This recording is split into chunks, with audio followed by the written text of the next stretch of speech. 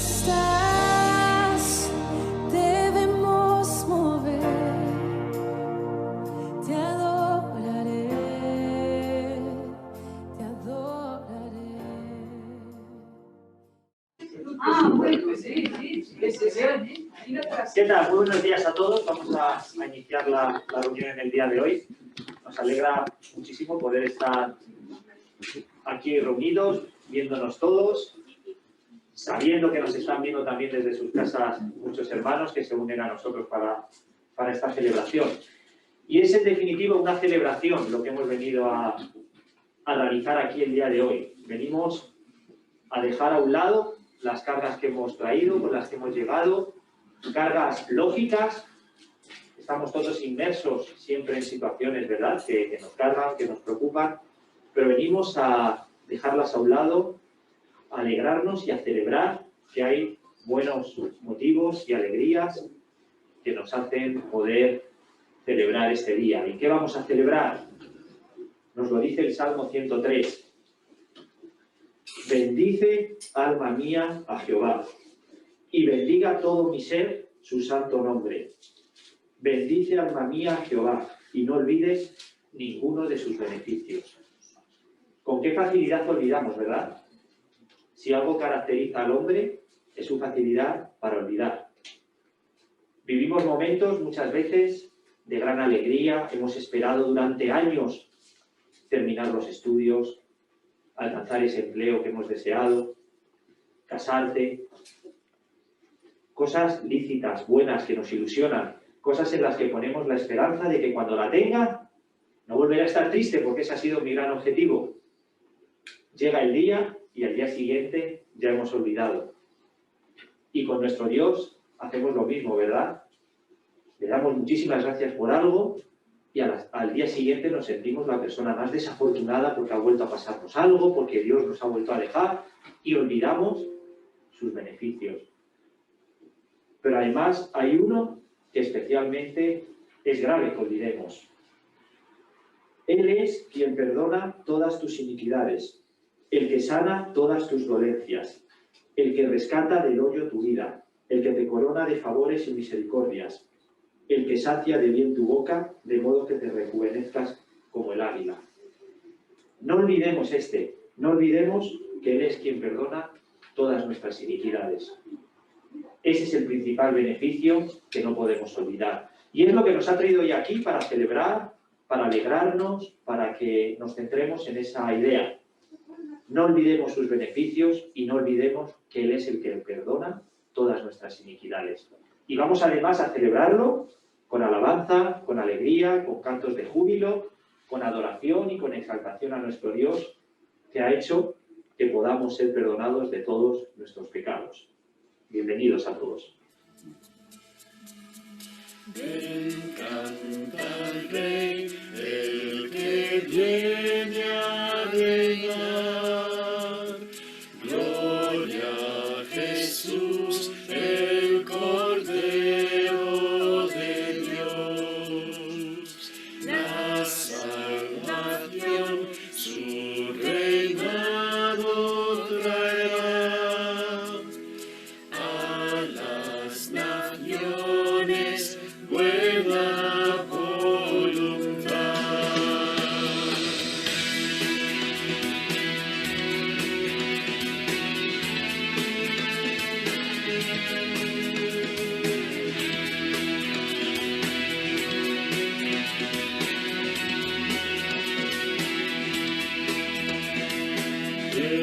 Canta el Rey, el que viene a reinar.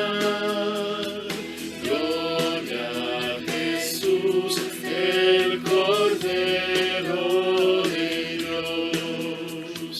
La salvación, su reinado traerá. A las naciones buena voluntad. Ven, canta una canción, un canto de adoración a Cristo. es nuestro Rey. Búscale compasión, anda de corazón a Cristo, es nuestro Rey.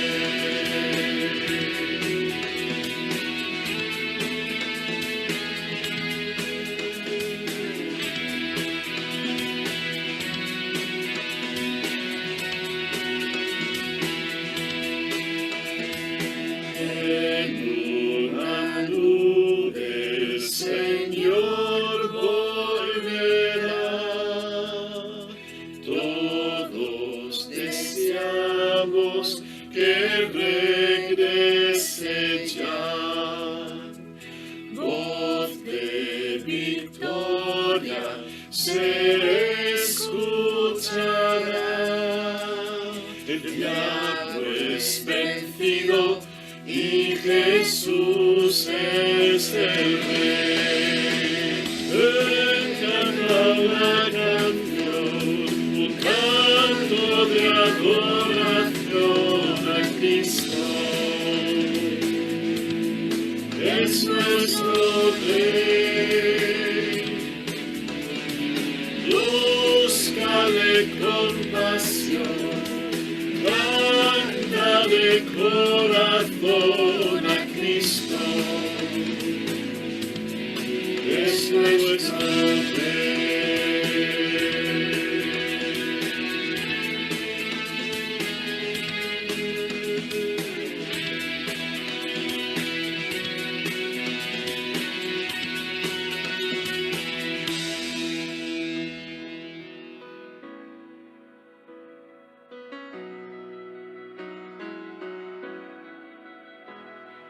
Cristo, no existe canción que honre el valor de tu gloria, ni que pudiera expresar tu incomparable belleza.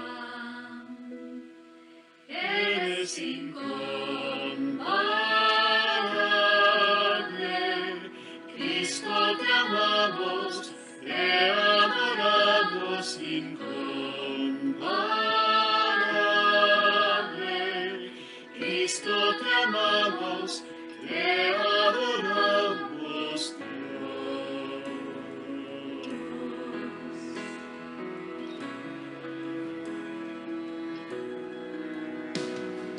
No hay quien esté más allá de la magnitud de tu gracia, ¿cómo podré agradecer la forma en que me has amado? Eres incomparable, Cristo te amamos, te adoramos incomparable. Cristo te amamos, te adoramos incomparable. Cristo te amamos, te adoramos incomparable.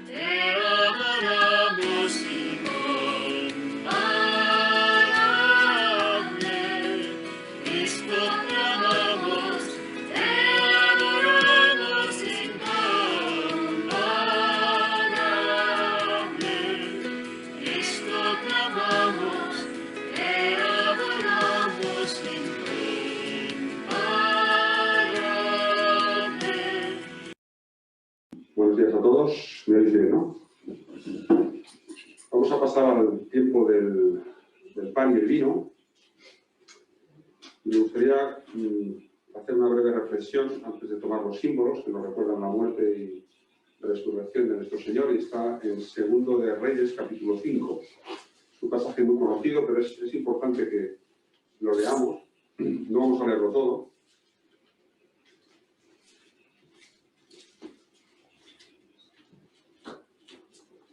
Dice así: Naamán, general del ejército del rey de Siria, era varón grande delante de su señor y lo tenía en alta estima, porque por medio de él había dado Jehová salvación a Siria.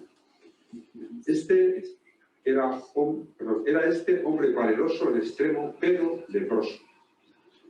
Y de Siria habían salido bandas armadas y habían llevado cautiva de la tierra de Israel a una muchacha, la cual servía a la mujer de Naamán.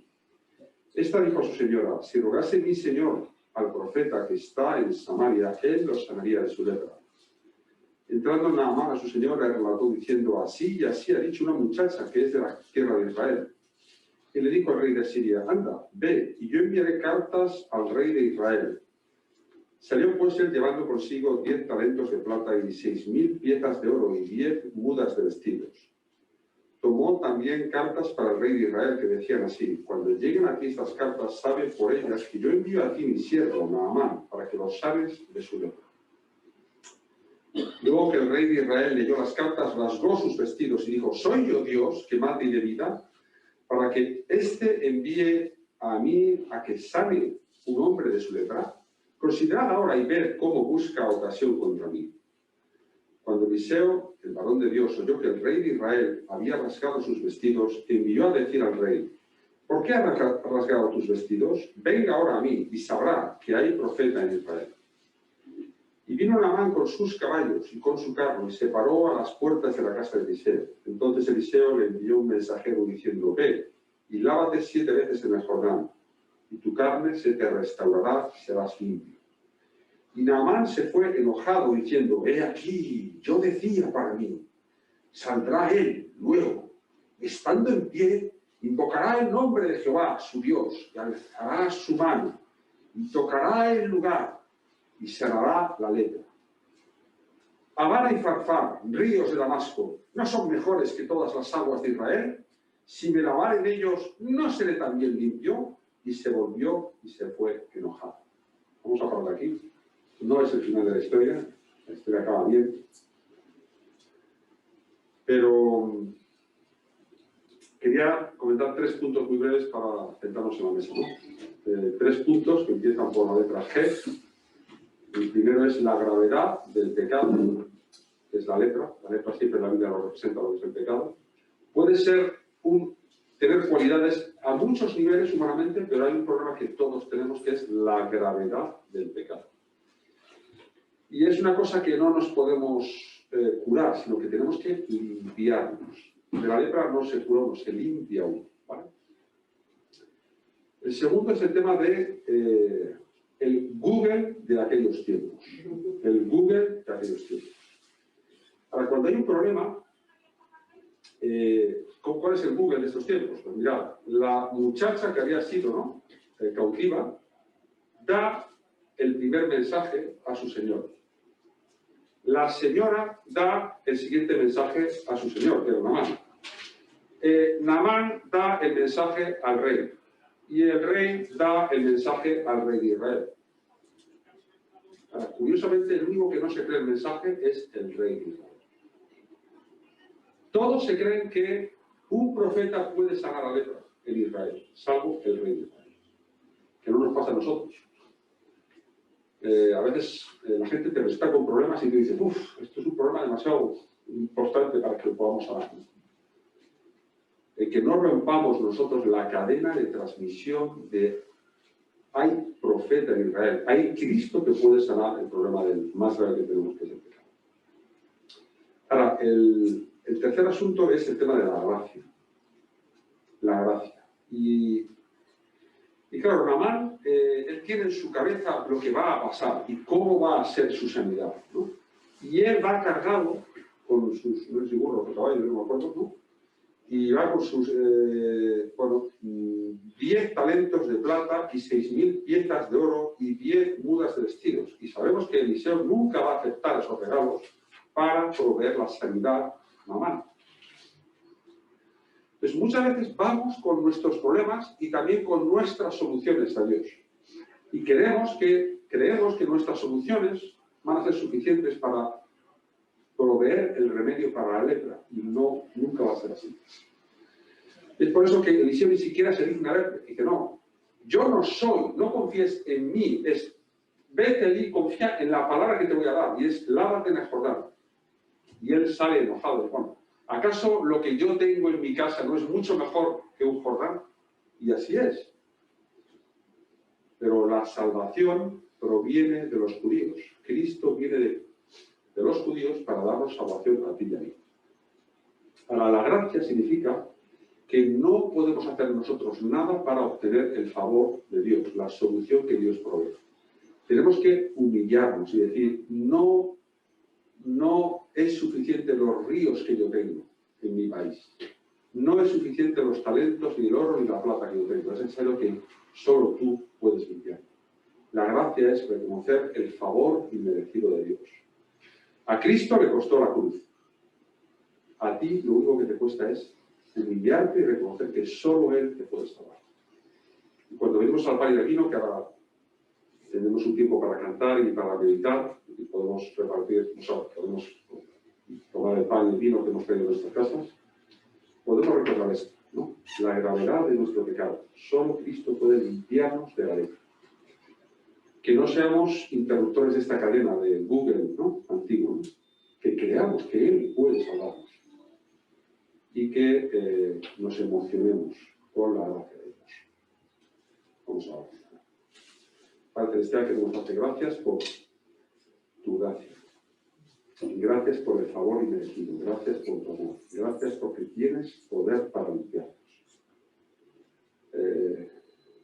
¿Quién pudiera, Señor, que alguien escuchara este mensaje allí en sus casas o en algún sitio y dejara a un lado todas sus riquezas, todos sus méritos para abandonarse solo a tu gracia, para reconocer que solo tú puedes salvar? Te damos gracias de corazón por los que estamos aquí en la iglesia, también en nuestras casas, por tu sacrificio, porque a ti te costó la vida.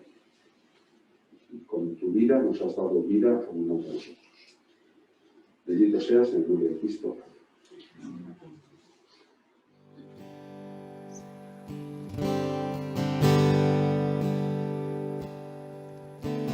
Si mi fe ha de caer, Él me sostendrá. En la tentación yo sé, Él me sostendrá.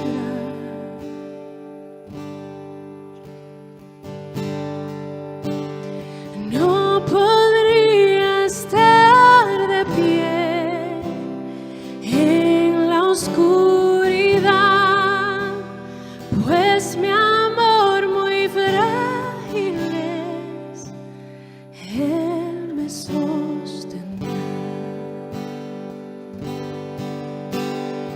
Él me sostendrá, Él me sostendrá, pues me ama el Salvador. Él me sostendrá.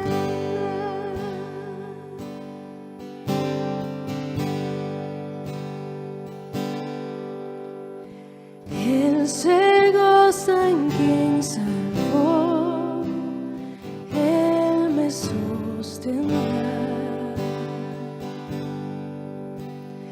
Ante el precioso sol, Él me sostendrá. Sus promesas fieles son, mi alma guardará. Alto precio Él pagó, Él me sostendrá.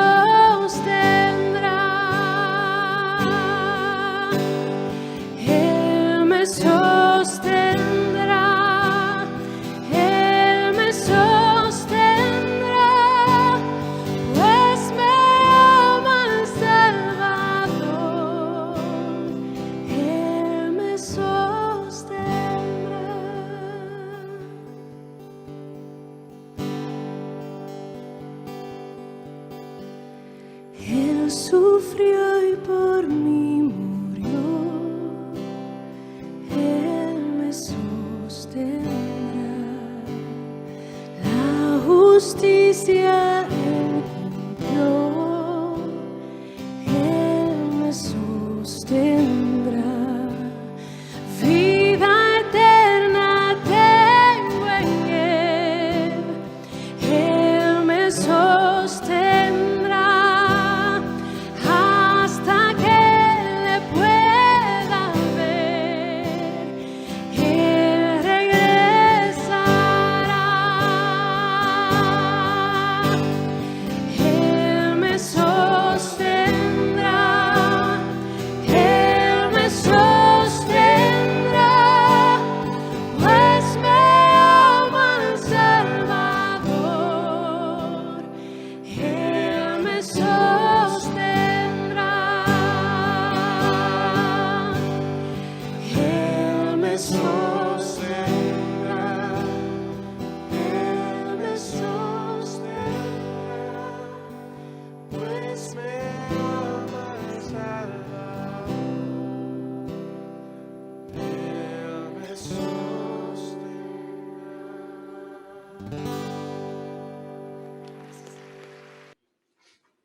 Muy bien, vamos a continuar con la predicación. Voy a invitar a Daniel, pasas por aquí, vamos por ti.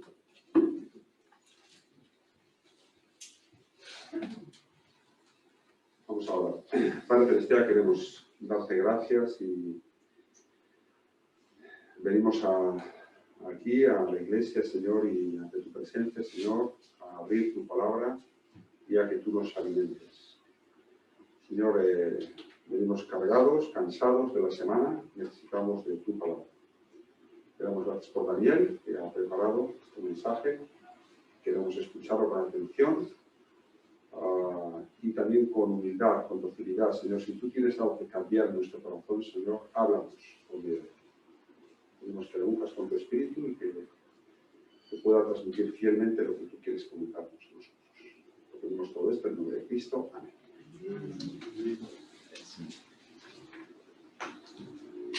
Buenos días.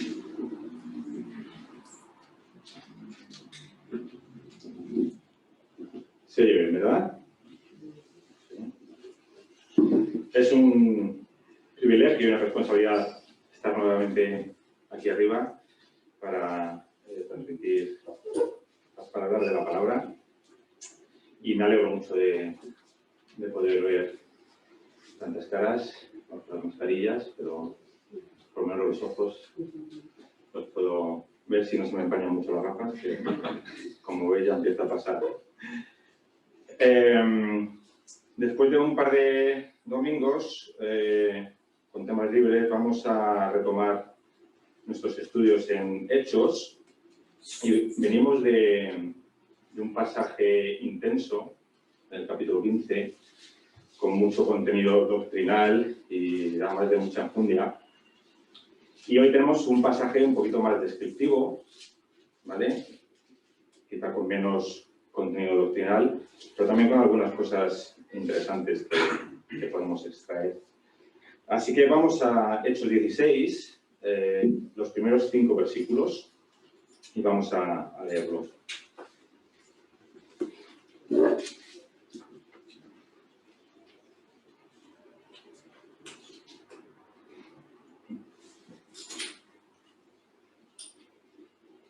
Dice así: llegó luego a Derbe y a Listra. En esta ciudad conoció a un creyente llamado Timoteo.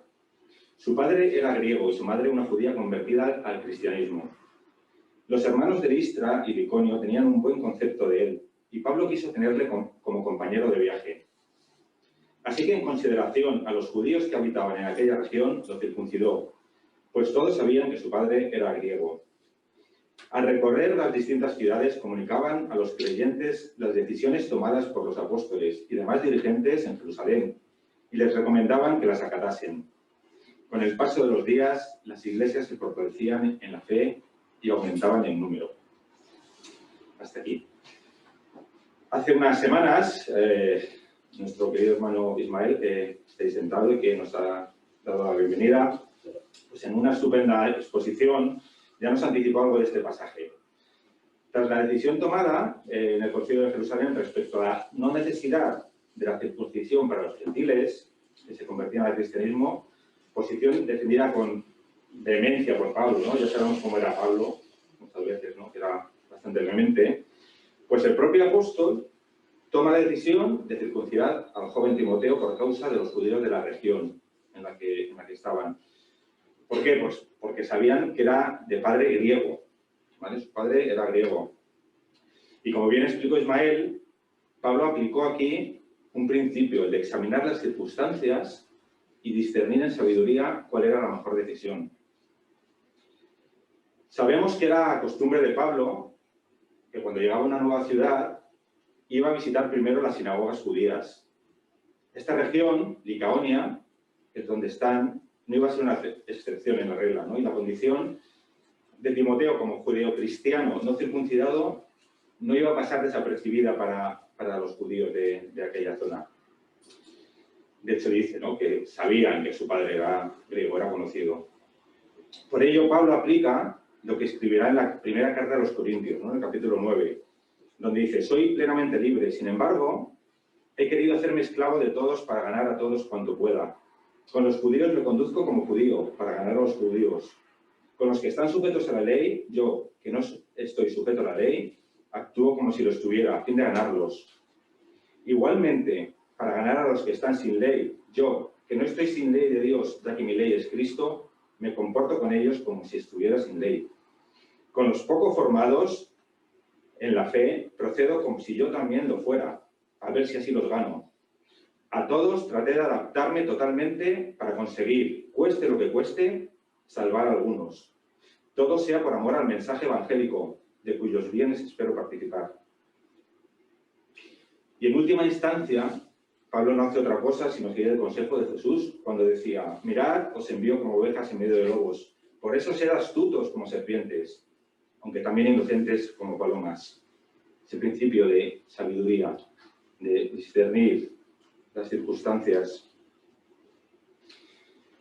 No vamos a volver a detenernos mucho en el asunto de la circuncisión, que ya ha estado presente, ¿no?, durante todo el capítulo 15, pero sí recordar que su origen dentro del pueblo de Israel no está en la ley de Moisés, sino en el contexto de un pacto, el de Dios con Abraham. Un pacto que en esencia muestra el acercamiento de la gracia de Dios al ser humano, en forma de promesas de carácter personal hacia Abraham, ¿vale?, de carácter nacional, con el surgimiento de una nación, y también de carácter espiritual, la relación de Dios con su pueblo. Este rito sería posteriormente integrado en la ley mosaica en el contexto de otro pacto, que es el de la Pascua, y continuó practicándose durante todo el periodo del Antiguo Testamento. Ya en tiempos del Nuevo Testamento, que es donde estamos, este rito de la circuncisión cobra una especial importancia, ¿no?, y hasta llegar al punto en el que estamos ahora. Si leemos de forma un poco descuidada, ¿no?, el pasaje de hoy, pues nos va a resultar muy extraño, ¿no?, que Pablo circuncida a Timoteo tan pronto, después de haberse negado a hacerlo con Tito, ¿no?, en Jerusalén.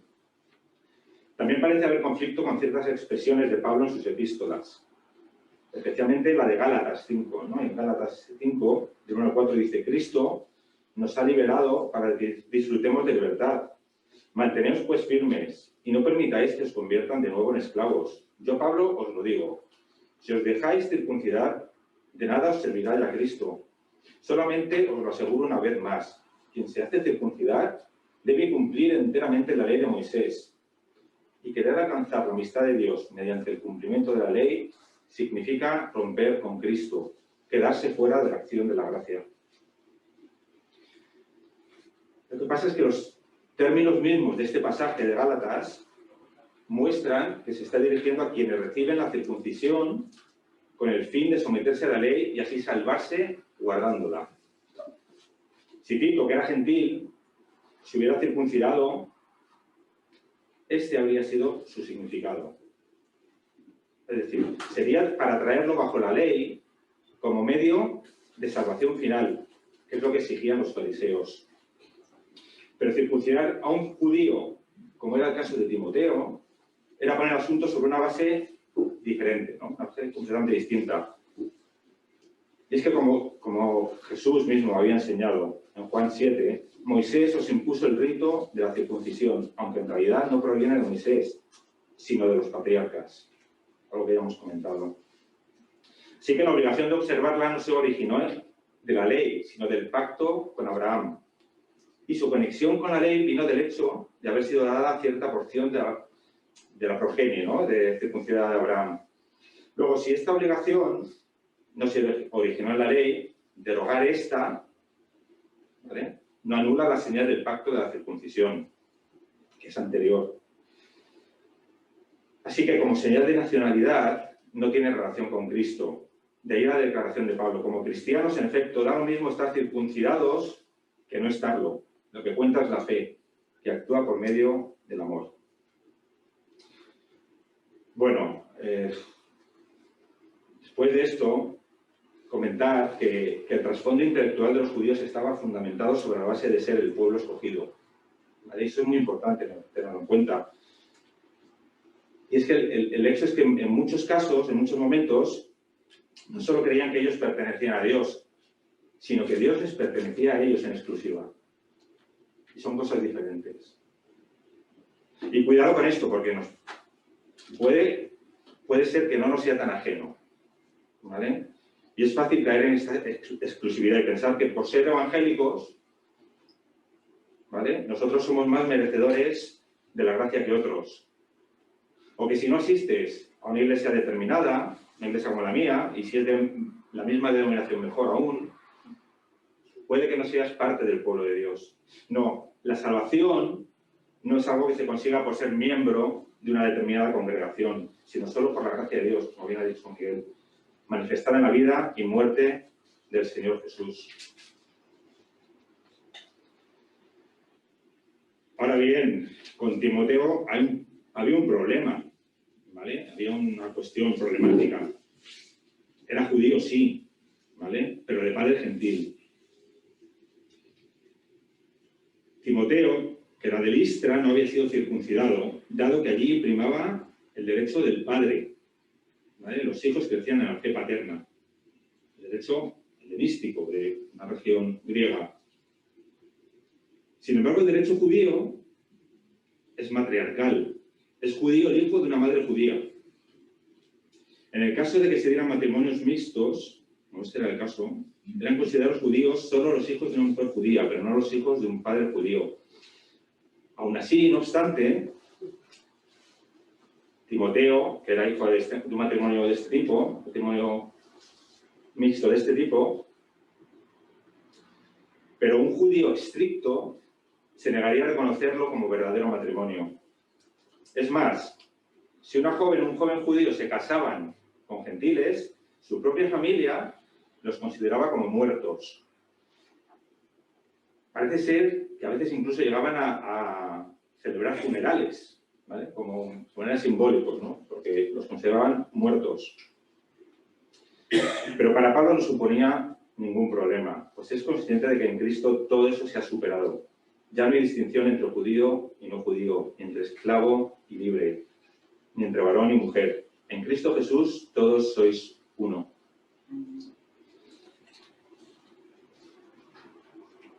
He olvidado traer una foto, así un poco como de ejemplo, tanto anecdótico, pero la podéis buscar está en la Wikipedia. Es interesante, pues es una fotografía que se hizo durante unas protestas en 1959 en contra de la integración de alumnos afroamericanos en las escuelas.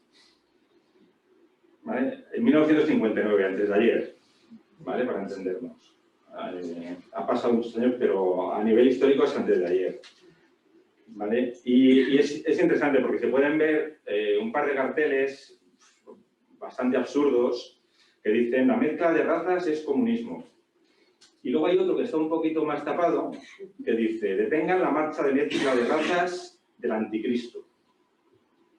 Es decir, unos supuestos cristianos en una actitud tristemente racista en contra de la integración de alumnos afroamericanos en escuelas. Fijaos, ¿no? Y lo peor es que esto, que podría parecer superado, sigue vigente en muchos lugares, incluso dentro de iglesias. Solamente creo que aquí en España no es habitual, pero sí que hay otros lugares en los que hay todavía este racismo.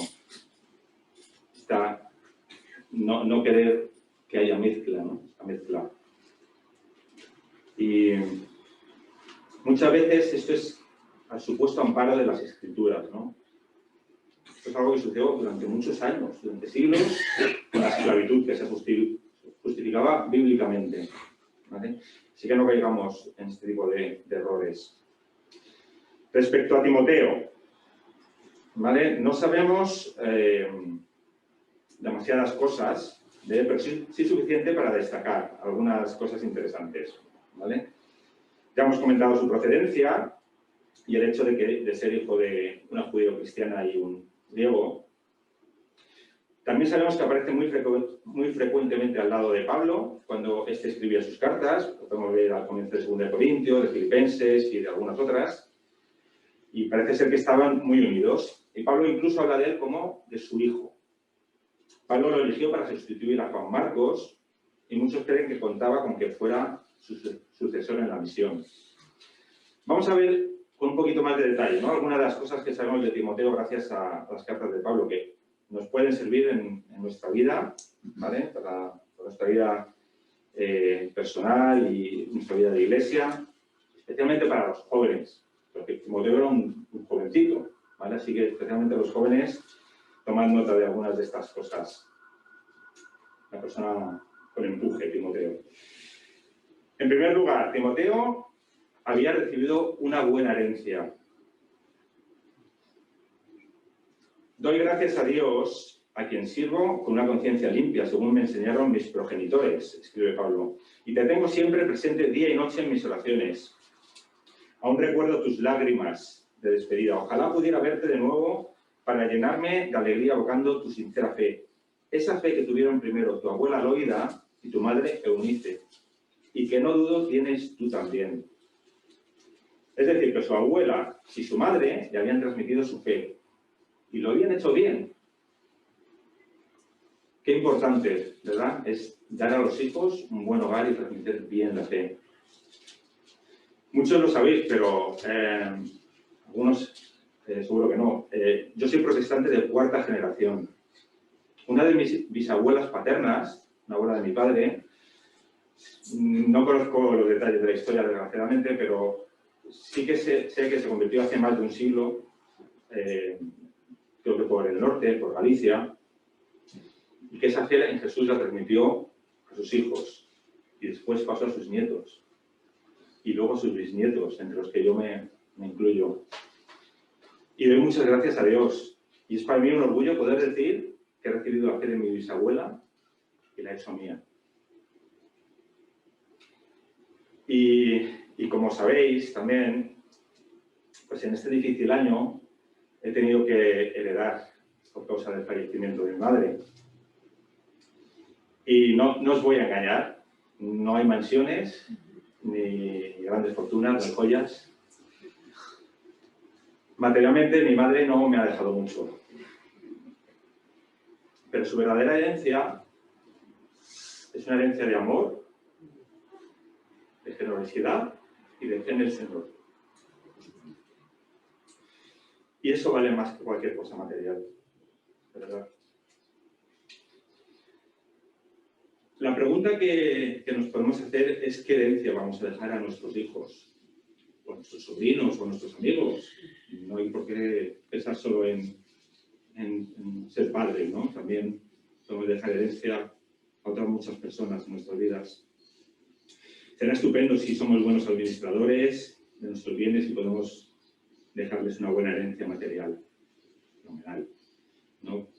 Pero más importante es dejarles una buena herencia espiritual que les sirva para esta vida y la siguiente.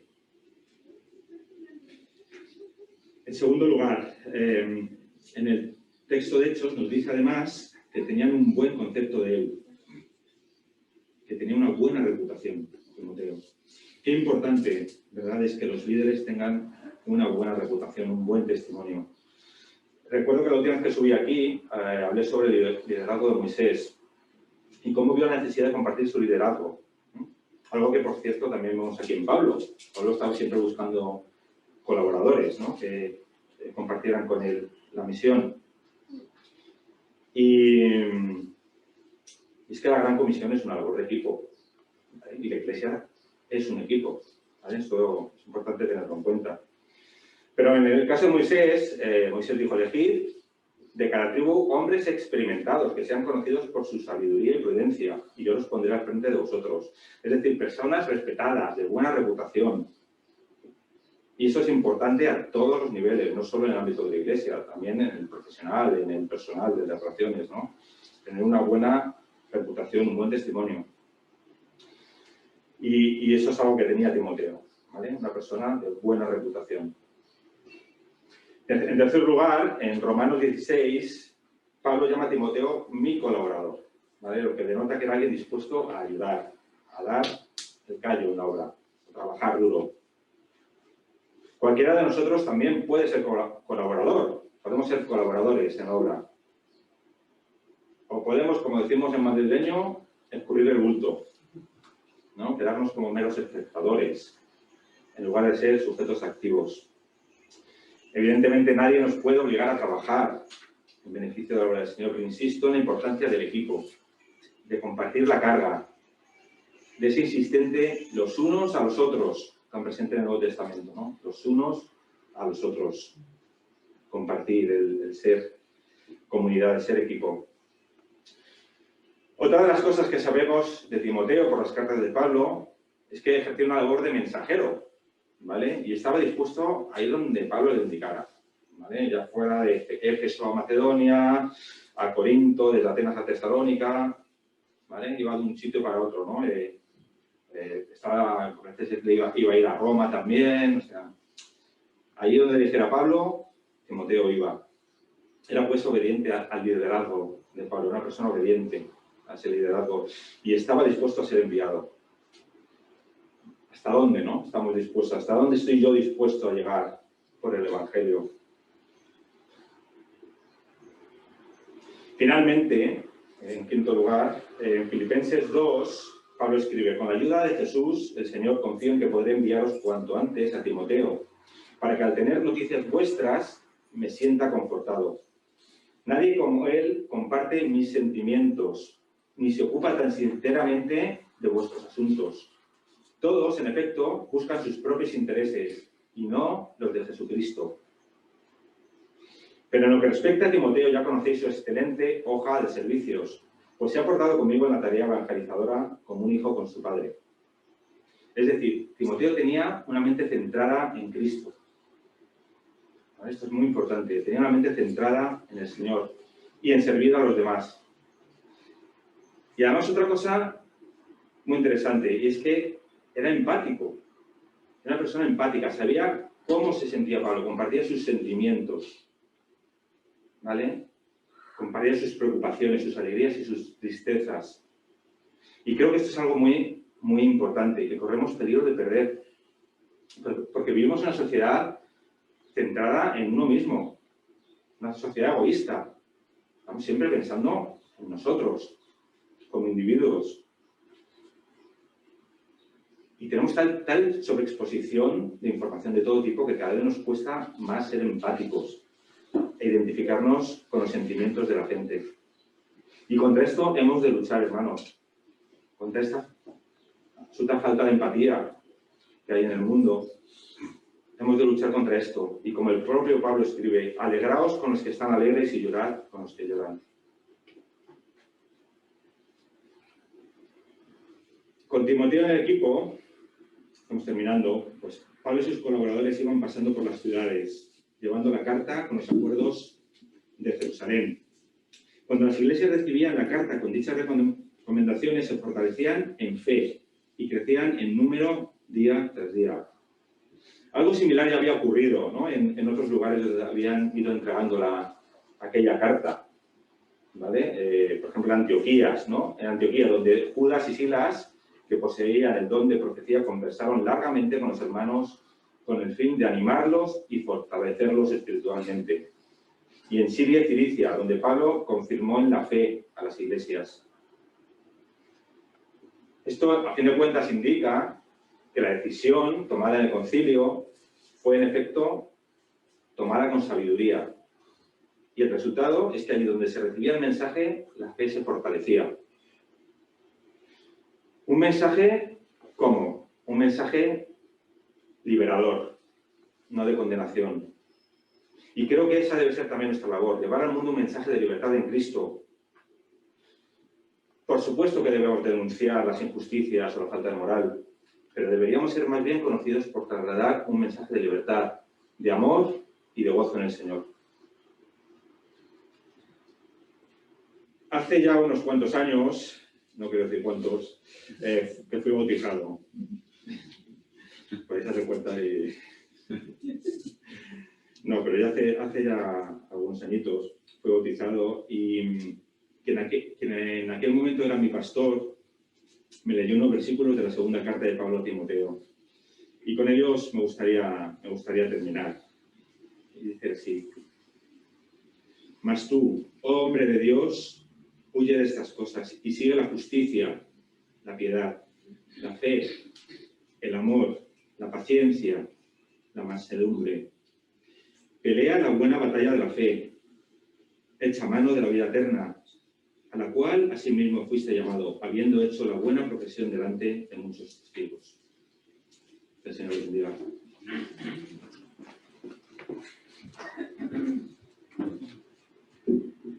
Muy buenos días a todos, es una alegría veros. Y antes de centrarme en el anuncio que está en la pantalla, quiero recordar unas palabras que ha dicho Daniel en la predicación. Él ha dicho que somos la Iglesia, somos un equipo. Y efectivamente, somos un equipo, somos un cuerpo y todos somos importantes, desde el más anciano, los adultos, los jóvenes, los adolescentes y los niños. Y son precisamente estos grupos, los adolescentes y los niños, los que más están sufriendo las consecuencias de la pandemia a nivel espiritual. Pero la buena noticia, y ahora ya pasó al anuncio, es que ya se están retomando actividades con los chavales. Hoy, la semana pasada, hace varias semanas, ya pues, un grupo de personas al frente, o sea, dirigidas por Maiku, pues están sacando a los chavales al parque y están haciendo actividades. Así que os animo a todos, los que queráis, los que seáis padres, profesores, jóvenes, cualquiera que quiera, pues animarse a unirse a estos grupos para hacer actividades tanto con adolescentes como niños. Hace un par de semanas, si no me equivoco, Valentín se cogió un grupo de muchachitas y se las llevó a la montaña. Así que, como Miguel nos dijo hace unos días, para hacer el bien no hace falta pedir permiso. Así que os animo a participar y a estar con nuestros chavales que hace falta. Y una buena noticia, pues la que tenéis en la pantalla, y es que el campamento de Pinos Reales ha reabierto sus puertas y va a organizar ya actividades en verano para los adolescentes y para los niños, tomando todas las medidas de seguridad, por supuesto. Así que los que seáis papás, los que tengáis nietos, pues podéis conseguir más información en internet e ir preparando pues, a los chavales para este verano. Y nada más, eso es lo que quería compartir con vosotros. Nos vemos la semana que viene. Hola. Bueno, buenos días. A mí me encanta la predicación de Dani porque va muy enfoque a lo que quería decir y es un poco seguir pues, el ejemplo de Timoteo, ¿no? Bueno, sabéis que estoy dentro de una asociación de la universidad que se llama GBU, que ya ha venido Laura Pérez, la asesora, pues, a que la podáis conocer. Y quería comentar muy rápidamente que todos los años hacemos unas jornadas, que es una semana de evangelización a tope ahí en la uni. Y bueno, este año se va a hacer online. GBU Madrid es el único grupo que lo hace y bueno, se va a hacer retransmisiones pues, por YouTube. Y pues quería comentaros que esta iglesia pues, ha abierto un poco sus puertas para que el grupo de GBU pueda desde aquí retransmitir todas las charlas. Así que, pues nada, quería comentaros que estéis orgullosos pues, de que yo y un montón de jóvenes vamos a estar aquí, siendo de bendición a pues, un montón de estudiantes de diferentes universidades, que muchísima gente, ya que es por YouTube, va a poder utilizar en otras provincias este recurso. Así que estéis orando pues, por gente como nosotros y pues para que todo salga genial. Y un mini testimonio, justo también, la mujer de Dani, espero no cambiar la historia, pero recuerdo que ella cuando tenía la edad más o menos universitaria, estaba orando por el campus: Señor, quiero conocerte, quiero saber de ti, y se encontró un pequeño folleto de GBU y lo cogió y fue, y pues ahora es ahí la secretaria de la FEREDE. Así que nada, que espero pues que puedan pasar esas historias, que haya gente que, o sea, quien Dios sepa, ¿sabes? Se encontrará un folleto, se encontrará este vídeo de YouTube, así que estéis orando y ya espero contar los testimonios guay que pasan.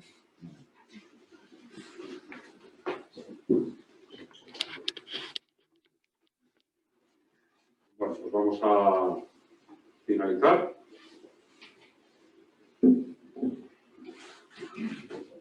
Nada, simplemente, como decía Dani, ¿no? Timoteo tenía buen testimonio de los hermanos que estaban en Listra y en Iconio. Pues, objetivo para este año, que sepan, que hablen bien de ti en 2 iglesias. Así que vamos a orar y despedimos el ministerio. Gracias, Señor, por esta fabulosa experiencia de estar aquí juntos como hermanos, unidos en comunión, en sintonía, por medio de tu Espíritu Santo, para aprender de ti, Señor, y para que tú nos lances a este mundo y seamos como Timoteo y como Pablo. Ayúdanos en esta semana con nuestras luchas, con nuestras batallas, con nuestras tentaciones, y danos fortaleza, valor, energía, Señor, para predicar tu mensaje. Lo pedimos todo esto en el nombre de Cristo. Amén.